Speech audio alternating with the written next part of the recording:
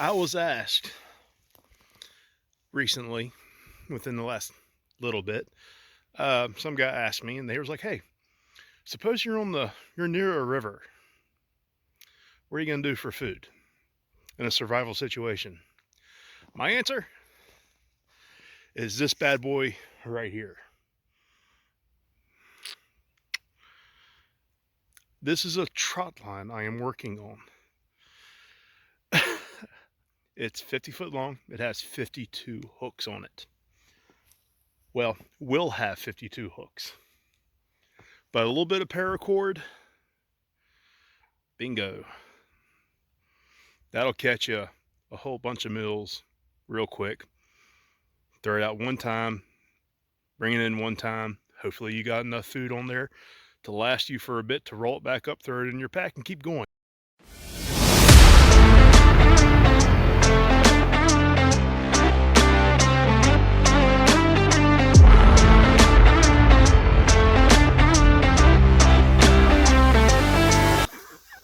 How long this is. This is a 50-foot piece of paracord. $5 to $10, depending on where you get it. This here is 50 feet. I'm going to make a trot line with this. A trot line with this. And I'm going to show you how to do it right here, right now. Now, you may be asking, Bigfoot, what does this have to do with survival? I'll tell you, in a survival situation where food is going to be very critical for you, if you don't have it or the ability to get food, you're kind of up the creek. And this is one of those things that allows you to get food without being there. But before I begin to show you how to make this, the big reason why is this puts food without you having to be there, which means that you can effectively do something to get yourself rescued, or you can make your life or survival experience a little bit better rather than sitting on the bank with a line or a pole, just being able to give yourself time to think and make your situation worse. So what I've done is I've gone out and I've bought the stuff for this. This is like a $20 thing. I could have gone out and bought one a lot cheaper, but it's not the going out and buying it. It's the knowledge of making and putting it together and seeing that I'm going to use this one on a daily basis or close to daily basis to get food. This is going to be a food getter for me, so I'm not going to really worry about spending 20 bucks on it if I spent 20 bucks. But what I've done is I've gone out, got myself a nice little clip, done some half hitches, and you're going to need parachute cord like I am. You're going to need these. These are barrel swivels, and they're the size 1. They're the largest ones that they got. They're like $2, $2.50 or so. I got like 3 packs of them. Now, in a survival scenario, you're going to use what you're going to have. But on the thing that I'm going to use like this on the daily or on the regular, these are really nice because what they allow the fish to rotate and twist, and catfish have a nasty habit of rotating and twisting to get away from stuff, much like an alligator or a crocodile. So it just swivels. It goes all the way around. Give you this shot. Pull my nose out of the way, but we're going to take this. And the big reason for this is that they're large enough to comfortably fit on the parachute cord or the paracord. And just put a bunch of them on. You get a bunch of them on, just line them up like this. This is my method. I'm just doing it so that I know how many hooks I have on here, how many of these swivels, and where each swivel is. I'm going to tie knots on each side. That's the next step. All right. So I have successfully fit 52 of these on a 50-foot line. There's the 2 I have left. And there it is.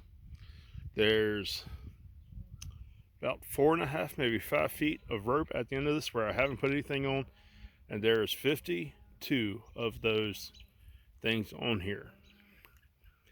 That means that there's a possibility of catching 52 fish. That is a huge meal. Now, in a survival scenario, 52 fish, you only need to set this thing out one time. But it's the basics of it. Do not forget it.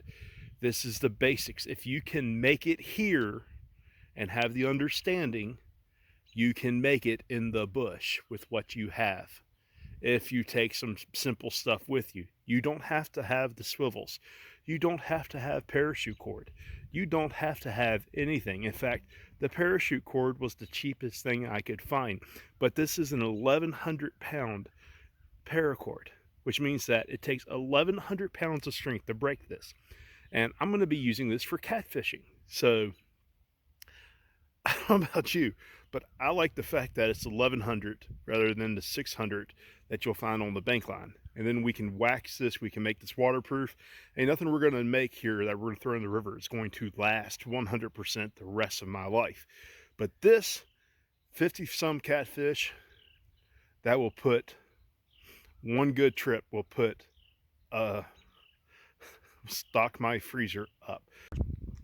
There's bound to be people that said, you didn't do that by yourself. Well, here you go. So, we on? Yeah, we're on. So, here's the first one. What we're going to do is we're going to take and we're going to tie a knot. Just like this. Okay. Just like this. Boom. We're going to slide him on up. And we're going to come on around. And we're going to tie another knot.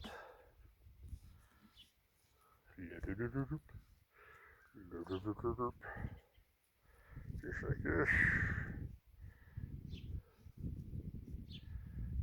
Boom.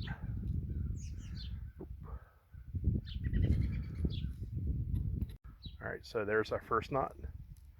And here is our second knot. Okay, so there we go.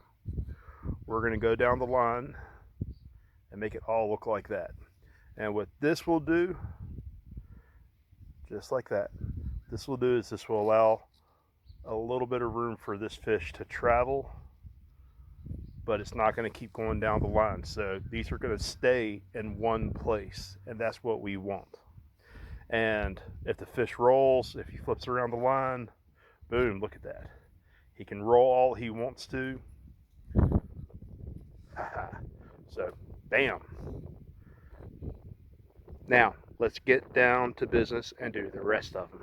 It's terrible. Disney ruined a childhood because all I can think about now, after having said, let's get down to business, is let's get down to business. I've had a little bit too much time by myself, and being around other holler honeys